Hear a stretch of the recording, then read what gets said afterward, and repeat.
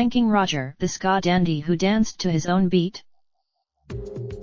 When the beat turned up on Top of the Pops in December 1979, they seemed to be the perfect two-tone band. They came from the mid, they ticked every one of the burgeoning movement's boxes, but the beat were not cut out to merely follow in the special's wake. They released only one. Subsequent singles Too Nice to Talk To and Mirror in the Bathroom mapped out the beat's own musical territory, little masterpieces of angst and paranoia, wrapped in a production style inspired by dub, where reggae and disco rhythm tracks crashed into guitars that sounded either muted and jittery in post-punk funk style or jangled under the same mid-60s pop influence you could hear in the melodies and vocal harmonies. On albums, they seemed capable of assimilating anything into their sound.